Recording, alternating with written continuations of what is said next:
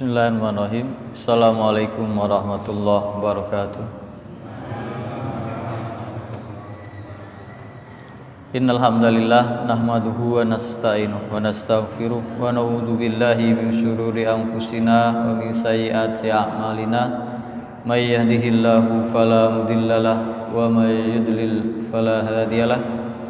Asyhadu an la ilaha illallah wahdahu la syarikalah wa asyhadu anna Muhammadan abduhu wa rasuluh la nabiyya ba'dah.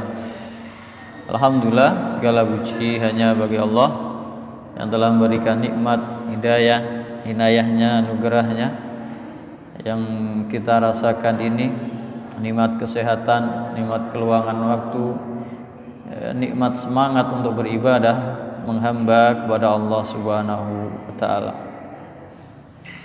Alhamdulillah, segala puji hanya bagi Allah, dan kita sampaikan salawat dan salam kepada Nabi kita Muhammad sallallahu alaihi wasallam beserta keluarganya dan para sahabatnya yang telah berjuang untuk kemuliaan agama Islam ini sampai titik darahnya yang penghabisan.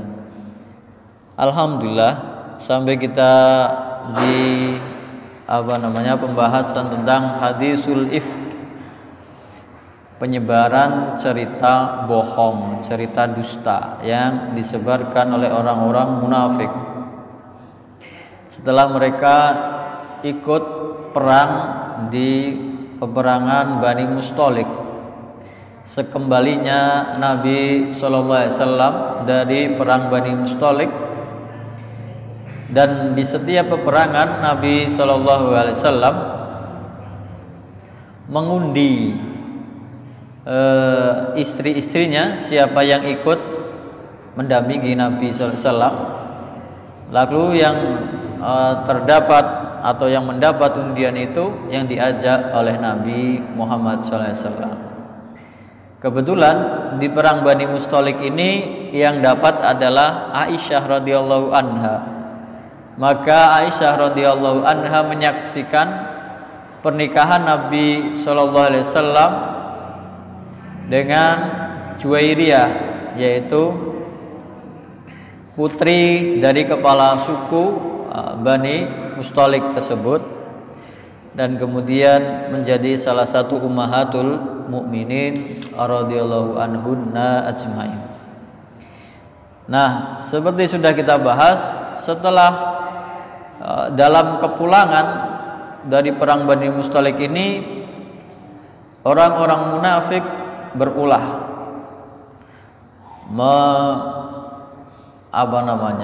mengeluarkan, mengusahakan dengan segala upayanya untuk memecah belah umat Islam. Tidak bisa dipecah belah dari dalam, dari fanatisme kesukuan. Jadi yang kemarin kita bahas, ketika di suatu lembah di mata air ada bertengkar seorang pelayan dari Muhajirin, seorang pelayan dari Ansor, sampai berkelahi, kemudian diadu domba oleh orang-orang munafik, kemudian didamaikan oleh Nabi Shallallahu Alaihi Wasallam. Tidak bisa mereka mengadu domba orang Islam, maka mereka mencari kesalahan atau aib dari diri Nabi Shallallahu Alaihi Wasallam ketika menikahi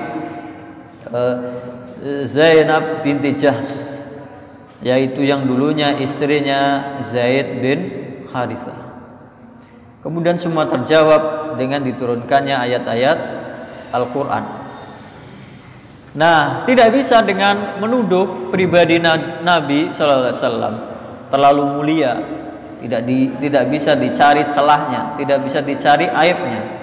Kemudian mereka menggunakan keluarga Nabi, dituduh dari istri Nabi Shallallahu Alaihi Wasallam.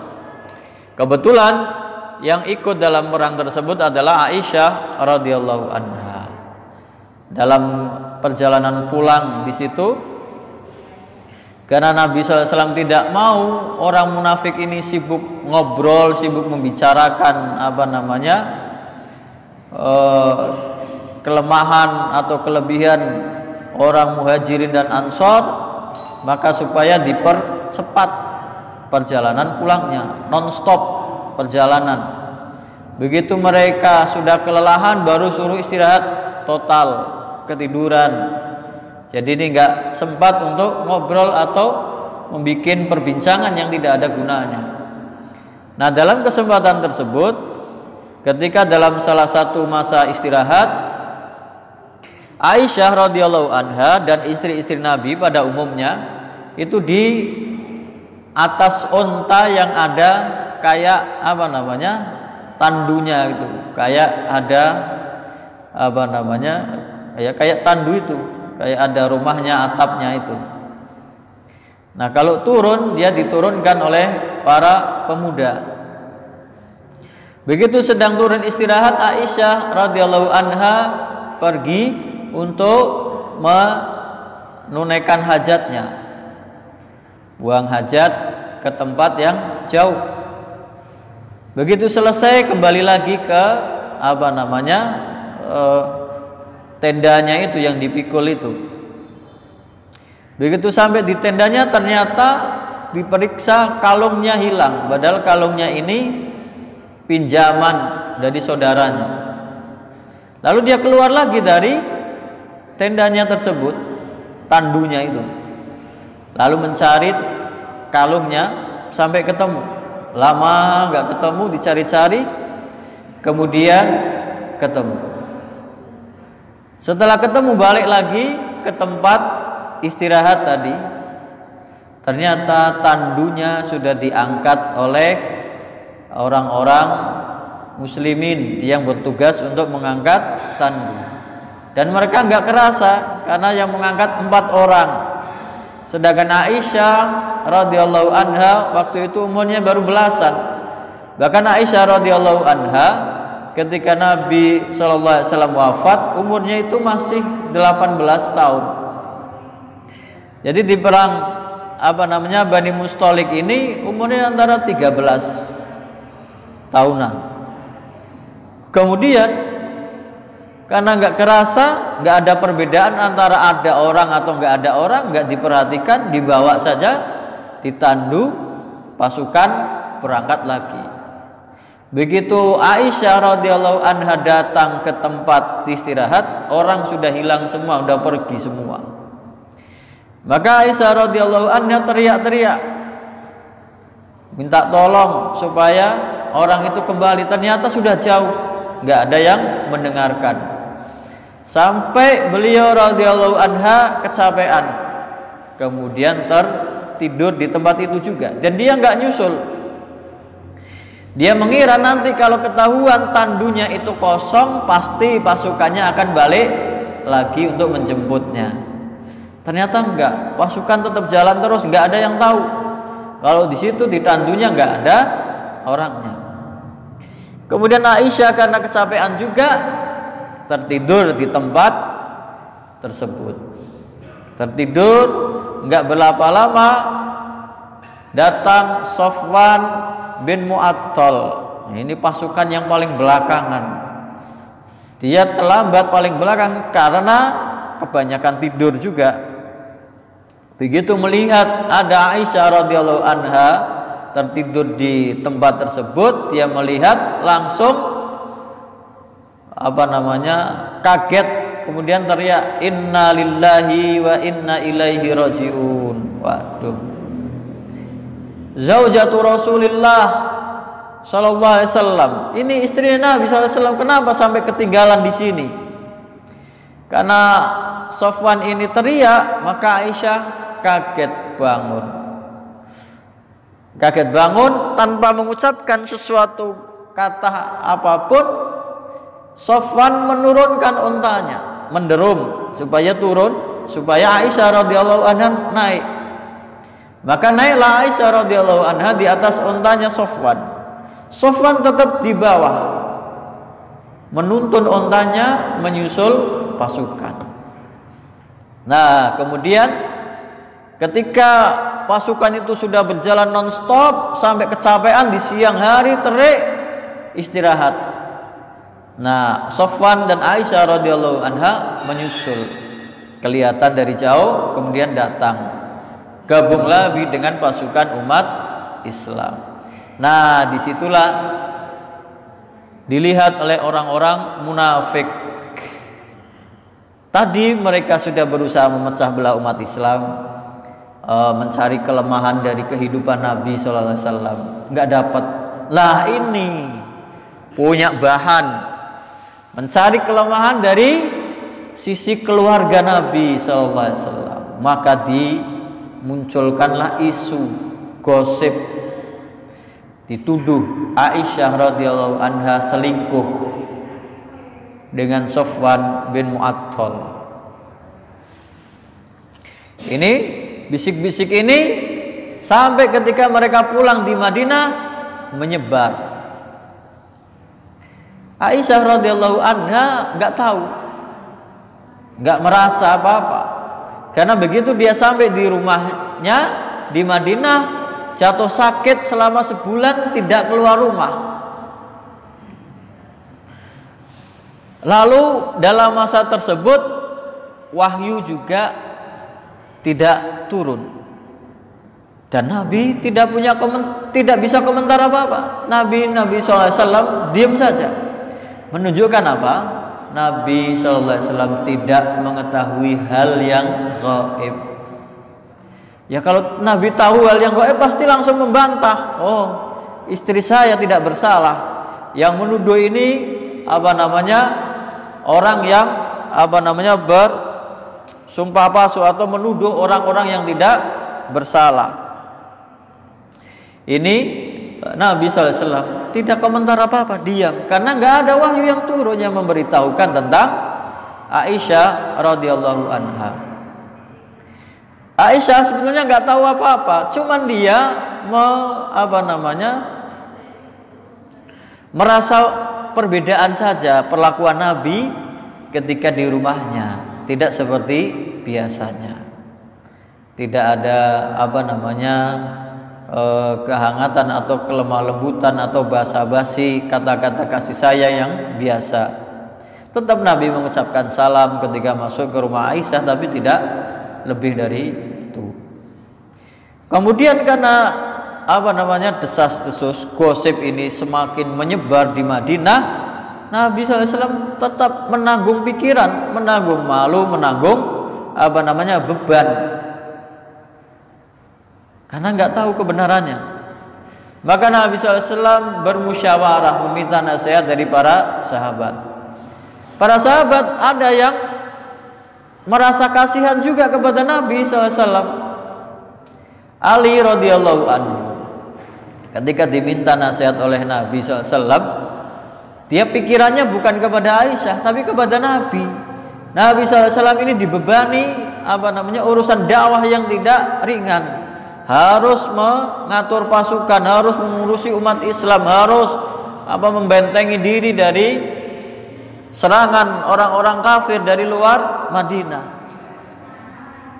Beban pikiran ini menambah beban kehidupan Nabi SAW. Maka Ali radhiyallahu an ketika diminta pendapat oleh Nabi SAW cuman berkata, ya Rasulullah, perempuan itu banyak, enggak cuman Aisyah. Kalau engkau ingin tidak terbebani, ya sudah, lepaskan saja, nikahi perempuan yang lain yang enggak ada beban pikiran.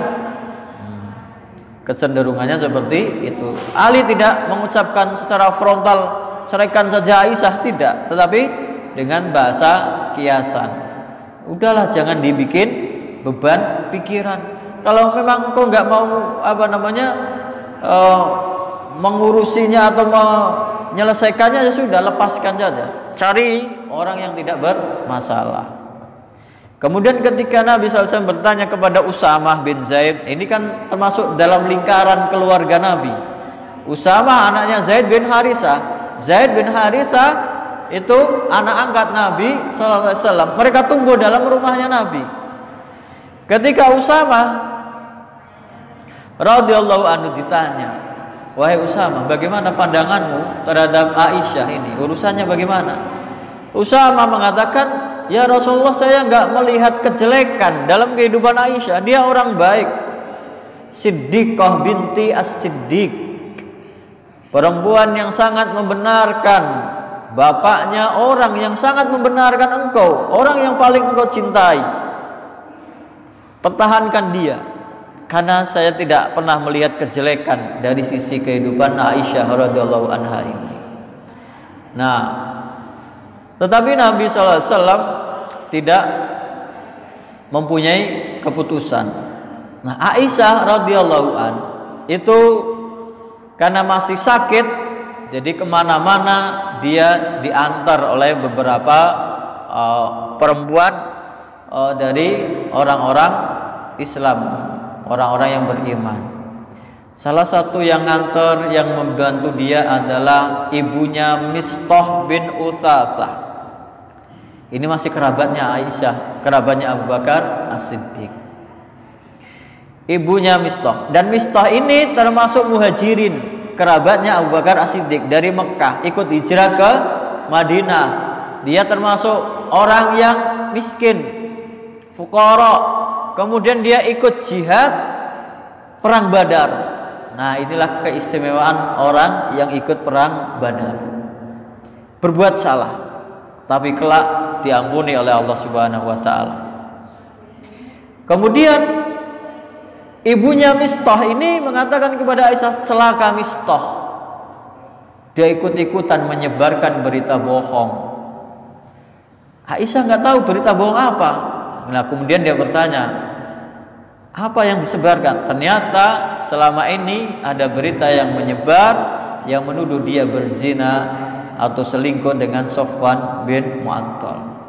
Kemudian Aisyah baru sadar. Setelah itu dia minta izin kepada Nabi SAW untuk pulang ke tempat ayah dan ibunya, ke Abu Bakar As-Siddiq radhiyallahu anhu. Diizinkan oleh Nabi SAW. Ketika diizinkan Nabi SAW pulang ke sana, ayah dan ibunya sendiri juga tidak ada kelihatan membela dia, sama-sama nggak tahu.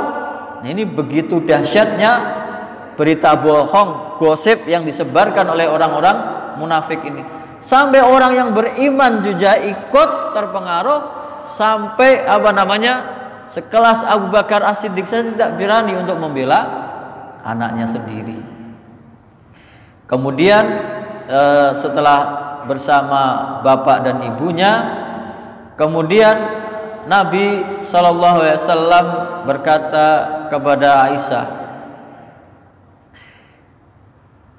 "Amma ba'du ya Aisyah, wahai Aisyah, fa innahu qad balaghani anki kada wa kada." Ya Aisyah, sesungguhnya telah sampai kepadaku berita tentangmu, kamu melakukan ini, melakukan itu. Ada ucapan orang-orang yang menuduhmu begini-begini. Fa in kunti bari'ah fasayubarri'uki Allah. Kalau engkau tidak bersalah, maka Allah Subhanahu wa taala yang akan membebaskanmu dari tuduhan itu. Fa in kunti almamti bidzambin, kalau engkau pernah melakukan suatu perbuatan dosa, fastaghfirillah, sudah, minta ampunlah kepada Allah Subhanahu wa taala. Wa tubi ilaihi, tobatlah kamu kepada Allah Subhanahu wa taala. Jadi Nabi nggak tahu Aisyah ini benar atau tidak. Fa innal abda idza i'tarafa bidzambihi, karena sesungguhnya seorang hamba kalau dia mengakui perbuatan dosanya, tsumma taba ilallah, kemudian tobat kepada Allah, taballahu alaihi, Allah Subhanahu wa taala akan menerima tobatnya.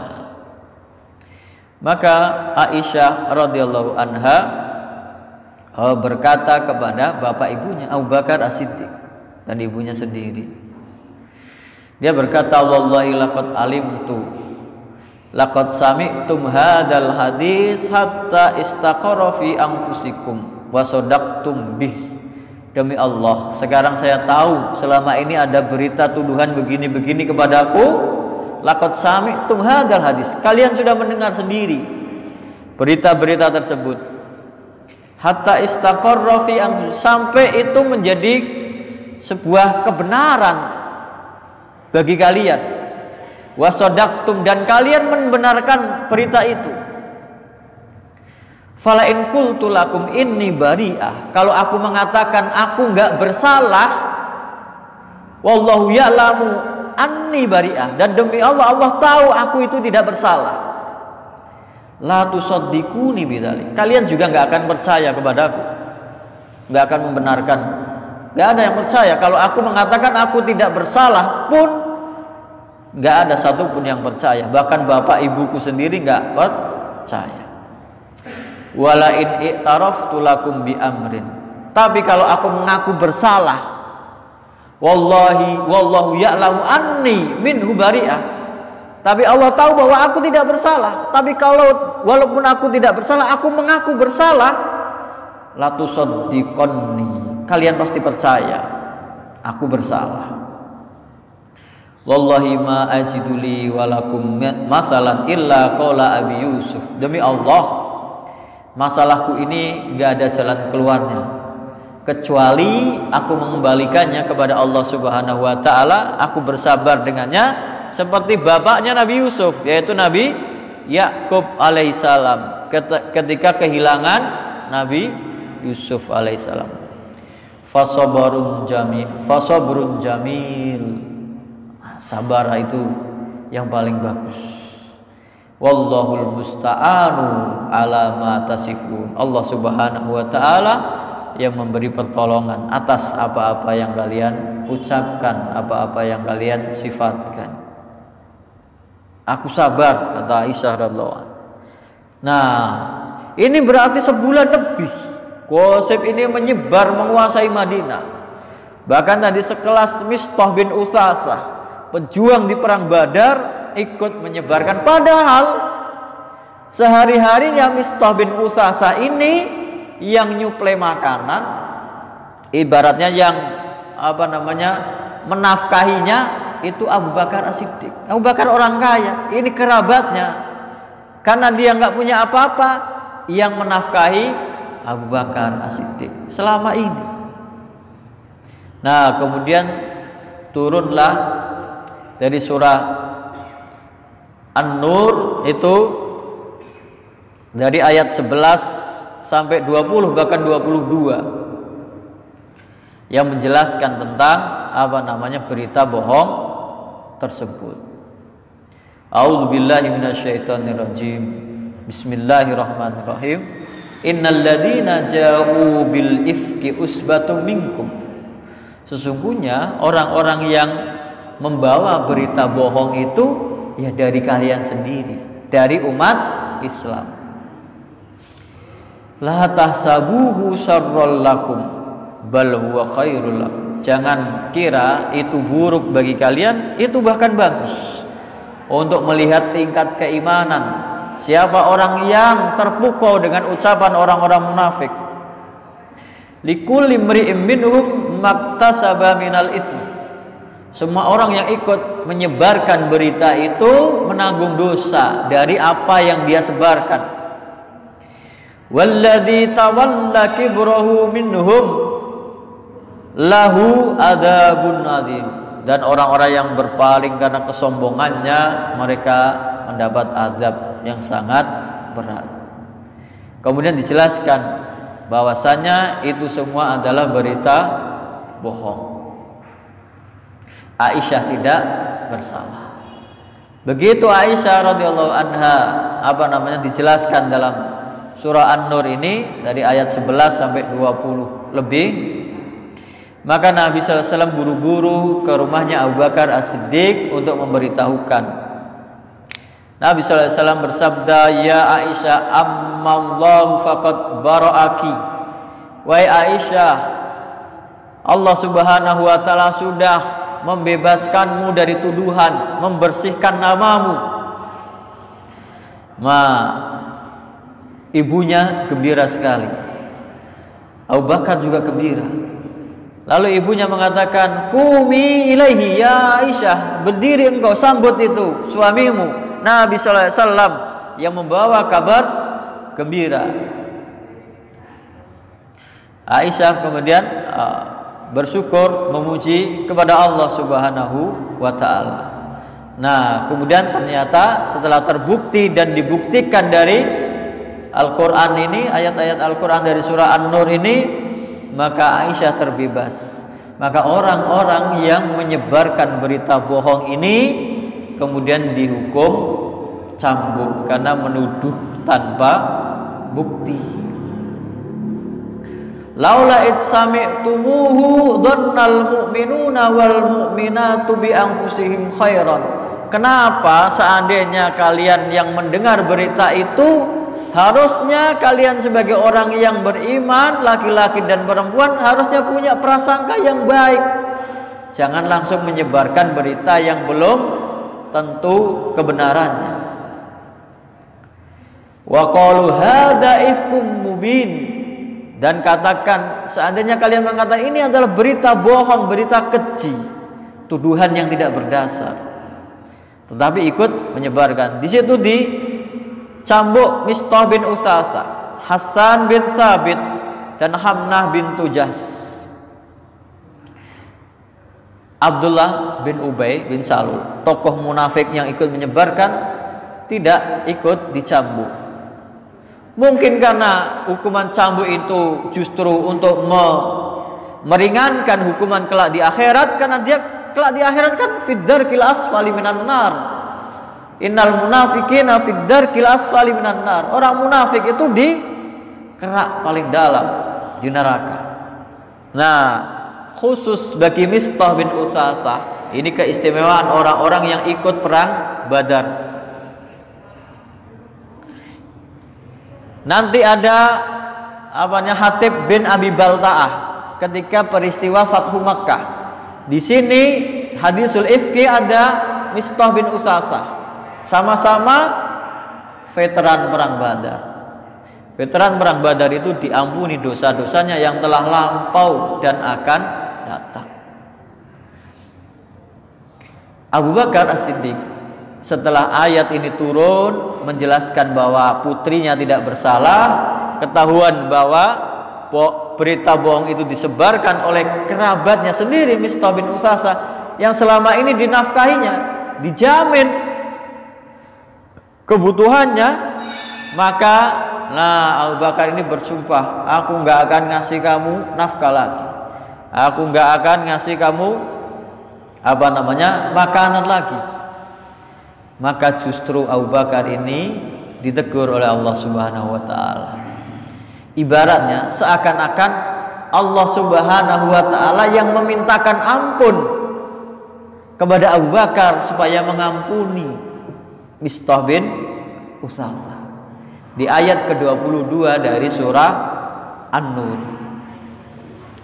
Wala ya'tali ulul fadli minkum was-sa'ah ayyutu ulil qurba wal masakina wal muhajirina fi sabilillah wal ya'fu wal yasfahu ala tuhibbuna ayyaghfirallahu lakum wallahu ghafurur rahim. Tidak layak, tidak pantas bagi orang-orang yang mempunyai kelebihan rizki, al-ulul fadli, wasa'ah, kelapangan rizki, keluasan rizki. Tidak pantas orang-orang yang mempunyai kelebihan rizki, kelapangan rizki untuk menahan pemberiannya, untuk enggan memberi kepada ulil kurba, kerabat dekatnya, wal masakin, dan termasuk orang miskin. Mistah bin Usasah termasuk orang miskin. Wal muhajirin, dia orang yang ikut hijrah dari Mekah. Fi sabilillah, dia berjihad fi sabilillah di perang Badar. Seakan-akan Allah Subhanahu wa taala yang maha perkasa, yang maha kuasa memintakan ampun bagi Mistah ini kepada Abu Bakar radhiyallahu anhu. Inilah keutamaan orang-orang yang ikut di perang Badar. Kemudian wal ya'fu wal yasfau. Hendaknya dia memaafkan, mengampuni. Ala tuhibbuna ayyaghfirallahu lakum. Apakah kamu tidak suka kalau Allah Subhanahu wa taala juga mengampuni kamu? Ayat ini turun. Nah, kemudian Abu Bakar membatalkan ucapannya tadi. Saya lebih mencintai, saya lebih suka untuk diampuni oleh Allah Subhanahu wa taala. Maka dia tetap menyantuni, menafkahi Mistah bin Usasah ini. Wallahu ghafurur rahim. Dan Allah Subhanahu wa taala Maha Pengampun, Maha Penyayang. Inilah yang terjadi kepada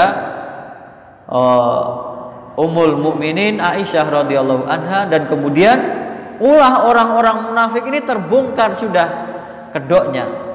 Mereka yang menyebarkan, ternyata berita yang mereka sebarkan berita bohong yang kemudian dibantah langsung oleh Allah Subhanahu wa taala dengan ayat-ayat Al-Qur'an. Nah, ini semakin mempermalukan orang-orang munafik di hadapan orang-orang Islam. Mereka nggak punya muka lagi. Ibaratnya nggak bisa mencari dalih lagi untuk mencari kelemahan dari umat Islam, umat Nabi Muhammad SAW. Ini yang terjadi setelah pulang dari perang Bani Mustalik. Kemudian peristiwa berikutnya adalah Nabi SAW mengutus beberapa pasukan, yaitu di bulan Sya'ban itu ada 2 pasukan. Yang pertama dipimpin oleh Abdurrahman bin Auf, dan di situ kemudian Abdurrahman bin Auf berhasil mengalahkan atau menaklukkan Bani Kalb di Daumatul Jandal. Itu yang dulu membunuh para sahabat. Kemudian menikahi kepala anak dari kepala sukunya.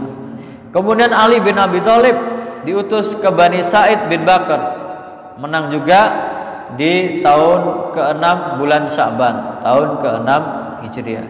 Kemudian Abu Bakar As-Siddiq diutus oleh Nabi SAW di bulan Ramadan tahun ke-6 Hijriah untuk menaklukkan Bani Fazarah dan membawa kemenangan yang banyak dari kabilah tersebut. Ini yang terjadi antara perang Bani Al-Mustalik. Kemudian yang pembahasan yang besar yang selanjutnya adalah Umrah Al-Hudaybiyah, yaitu perjanjian Hudaybiyah. Ini masih di tahun ke-6 Hijriah. Itu kan bulan Sya'ban, bulan Ramadan sampai bulan Syawal. Lah, Umrah Al-Hudaybiyah atau perjanjian Hudaybiyah nanti itu terjadi di bulan Dzulqa'dah. Bulan Dzulqa'dah. Kayak kita sekarang ini di bulan Dzulqa'dah. Sebentar lagi kita akan memasuki bulan Dzulhijjah.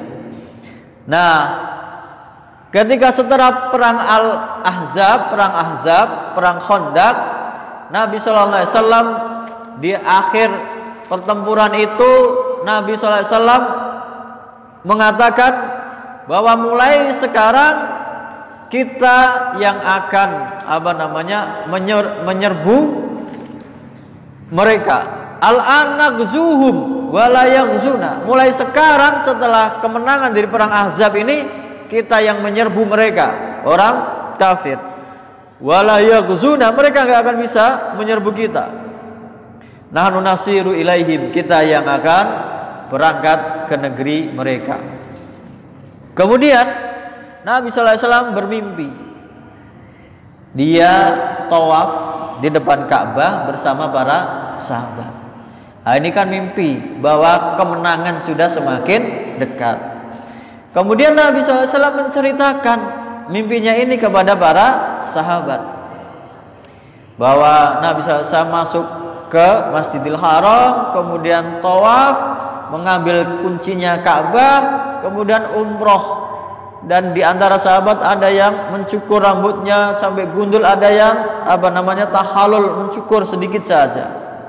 Nah, Nabi SAW mengira, oh berarti ini kita sudah diizinkan untuk ibadah ke Masjidil Haram. Padahal kan ini tahun ke-6 Hijriah. Berarti 6 tahun sudah Nabi SAW meninggalkan Mekah. Sudah kangen sekali pengen ibadah di depan Ka'bah, kiblatnya umat Islam. 6 tahun enggak nengok Ka'bah. Maka kemudian Nabi SAW mempersiapkan diri untuk umrah bersama para sahabat. Ini sahabat yang ikut jumlahnya 1.400 orang. Sudah banyak sekali. Ada yang mengatakan 1.500, tapi yang terkenal 1.400 orang. Kemudian keluar di hari Senin di awal dari bulan Dzulqa'dah, berangkat bersama 1.400 orang beriman berangkat umroh. Berangkat umroh membawa binatang hadyu, binatang yang akan dikurbankan di depan Ka'bah. Kemudian membawa pakaian ihram dan tidak membawa senjata kecuali senjata orang-orang musafir. Gak ada pakaian baju besi, perisai, tameng dan lain sebagainya. Hanya pedang yang digunakan oleh orang-orang musafir saja. Kemudian berjalanlah rombongan umrah ini sampai Dzulhulaifah. Sampai di Dzulhulaifah, tempat mikot, Nabi SAW niat ihram, kemudian memakai pakaian ihram serba putih. Hanya 2 lembar pakaian bagi laki-laki. Kemudian mengalungi, menandai binatang-binatang yang mau dijadikan kurban nanti di depan Ka'bah atau di Masjidil Haram. Kemudian sudah para sahabat juga mengikuti niat ihram. Jadi orang yang pakai pakaian ihram namanya muhrim. Kalau orang yang tidak boleh dinikahi namanya mahram. Nah kita itu kebalik.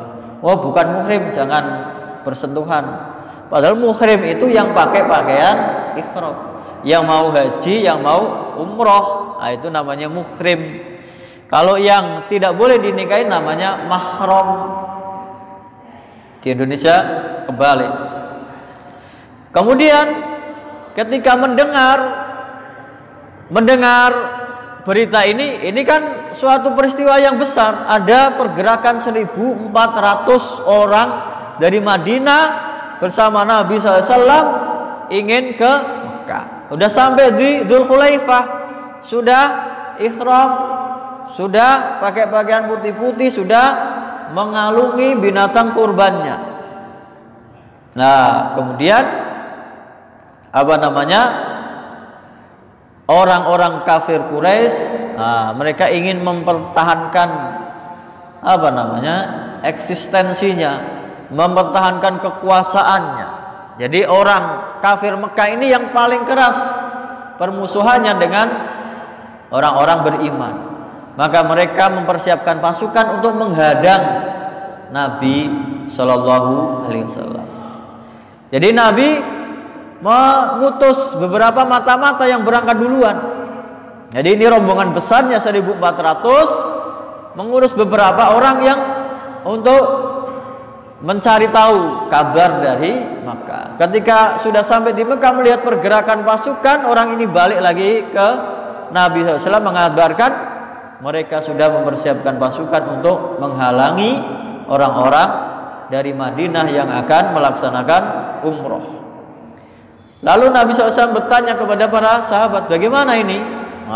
Abu Bakar mengatakan, Allahu wa rasuluhu a'lam. Allah dan Rasulnya yang tahu kita mau bagaimana. Tetapi innama ji'na mu'tamirin, kita nggak ada niat perang, kita datang untuk umroh. Bahkan sudah pakai pakaian ihram, sudah mengikat, mengalungi binatang-binatang kurbannya. Walam najik li kita li ahadin, kita datang tidak untuk memerangi satu orang pun. Walakin man hala bainana wa bainal bait qatalnahu. Tetapi barang siapa yang menghalangi kita dari Baitullah, dari Ka'bah, ya sudah. Kalau mereka ngotot ngajak perang, ya perang. Nah, Nabi SAW faruh, ya sudah berangkat. Maka mereka tetap berangkat. Nah, kemudian mereka dicegat oleh pasukannya Khalid bin Walid. Khalid bin Walid ini pasukan berkuda. 200 pasukan berkuda dari Mekah mencegat. Nah, dari jauh udah kelihatan. Jadi rombongan umrah sama pasukannya Khalid bin Walid. Jadi ketika ketemu itu di siang hari. Kemudian Nabi SAW sholat zuhur. Kemudian karena masih di perkemahan, nah Khalid ini membatin atau bicara kepada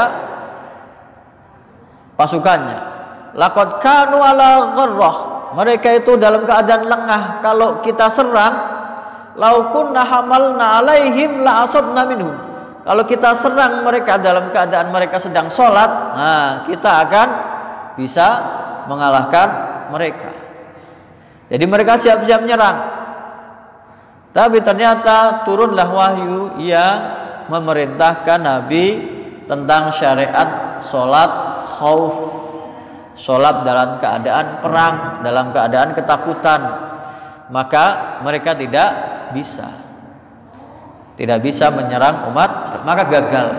Karena melihat di depan ada pasukannya Khalid bin Walid ini di jalur utama, jalur yang umum, Nabi memilih ke jalur yang sulit, yang berbukit-bukit, yang di celah-celah gunung, yang pasukan berkuda tidak bisa naik ke situ. Jadi berbelok. Melihat pasukan rombongan Nabi SAW itu berbelok dari kepulan debunya itu, Khalid bin Walid pulang ke Mekah mengabarkan, lalu mempersiapkan pencegatan di tempat yang lain. Nah, kemudian sampailah turun di Hudaybiyah. Nah, disitulah ontanya Nabi menderum, tidak mau jalan. Kayak gajahnya Abraha. Nah, ternyata sudah hampir habis. Kurang berapa? 3 menit. Nah, para sahabat sampai narik ini ontanya Nabi SAW, Al-Qaswa ini. Jalan, mungkin capek dia. Nah, kemudian jalan. Tapi habis itu jalan sebentar, masih di Hudaybiyah, di ujungnya enggak jalan lagi, berhenti. Maka Nabi SAW bersabda, ma khala'at al-qaswa. Al-qaswa ini enggak bakalan mogok, enggak ada dia niatan untuk mogok atau berhenti. Wa madzaka laha bi khulqin, itu bukan tabiatnya, bukan perbuatannya. Walakin habasaha habisul fil, tapi dia ditahan oleh yang dulu menahan gajahnya Abraha.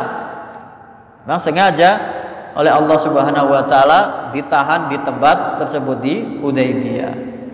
Kemudian mereka berhenti di situ untuk menunggu dari orang-orang kafir Quraisy yang mau negosiasi. Apakah mereka mau perang atau mau lanjut atau diperbolehkan untuk umroh?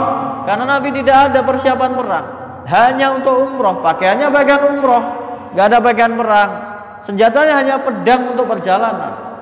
Nah, karena udah habis, ya terpaksa kita lanjutkan pekan depan. Wallahu taala a'lam. Kita tutup dengan doa kafaratul majlis. Subhanakallahumma wa bihamdika asyhadu an la ilaha illa anta astaghfiruka wa atubu ilaik. Assalamualaikum warahmatullahi wabarakatuh.